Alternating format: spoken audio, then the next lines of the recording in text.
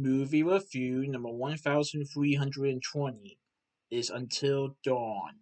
Until Dawn is a 2025 movie directed by David F. Sandberg.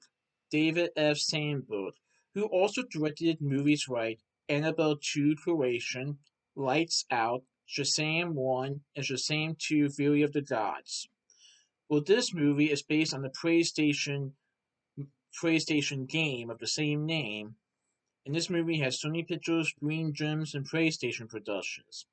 I believe this is the third PlayStation Productions movie to come out, along with Sony collaborating after Uncharted and Gran Turismo. But unlike those two, this movie is from Screen Gems, not Columbia Pictures. Pretty interesting. So I saw this movie on May 9th, 2025 at Regal Cinemas 16 in Deerfield Towne Center in Mason, Ohio. So, 1 year after her sister disappeared, Clover and her friends head to the remote valley where she vanished to search for answers. Exploring an abandoned visitor center, they soon encounter a masked killer who murders them one by one. However, when they mysteriously wake up at the beginning of the same night, they are forced to relive the tale over and over and over again. And the only way out is to make it until dawn.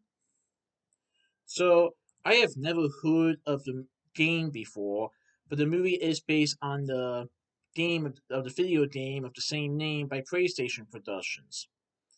And so, this movie follows Clover, who is portrayed by Ella Rubin in the movie. She has a sister, Melanie, who goes missing 1 year prior.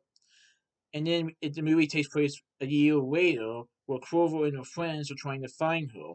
They go to this abandoned town where Melanie was last seen, and due to some information, Clover and her friends go to this visitor center where it is abandoned, and they have no idea where they are or who lives there or if anybody lives there.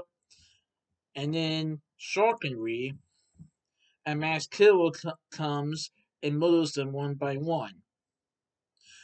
But after this happens, they soon wake up and they start to relive the moments over and over again. Like they keep reliving the same day over and over again. Or at least the part when they get to the visitor center. And they have no idea what is going on. But they discover that they weren't the only ones that are stuck in this predicament. There have been others who have been missing. Of course, the others are no longer there. And the group realizes that in order to survive for real, they have to make it until dawn. Stay alive until they reach dawn. And there's like this timer. Well, not timer, but this machine that when the night starts, it kind of like goes upside down, and there's sand in it, and the sand starts to go down. Once the sand reaches all the way down, or all the sand goes all the way down, then the night is over.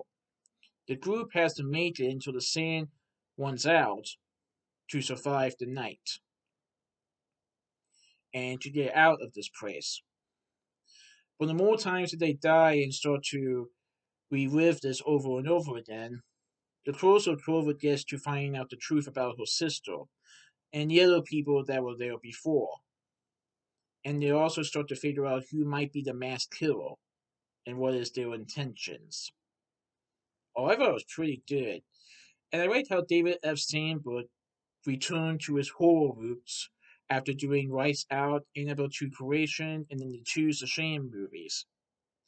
So this movie also has Michael Cimino as Max, who is Clover's ex-boyfriend, Odessa Sion as Nina, who is Clover's best friend, Ji Yeon Ryu portrays Megan, who is Max's stepsister, Belmont Cornell Corneli portrays Abe, who is Nina's boyfriend, Mayra Mitchell portrays Melanie, who is Clover's older sister, Peter Stormare portrays Dr. Hill, a psychologist, and Walter Wollston portrays a reporter.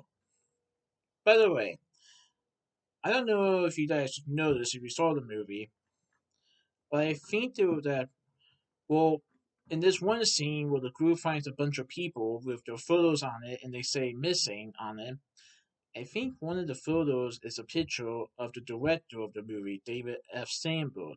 I could be wrong, but I remember seeing his face in the picture before, and I thought that was him, which would make sense, especially when I saw it in the credits. I saw that picture again, and when it said a film by David F. Sandberg. I thought it was pretty neat. So just like Uncharted and Gran Turismo, Sony and PlayStation Productions developed the Until Dawn movie, which I thought was pretty good. It would be interesting to see what PlayStation Productions does next with their next movie, so we will see. So that's my movie review of Until Dawn. Please enjoy for next movie review. Alright, goodbye.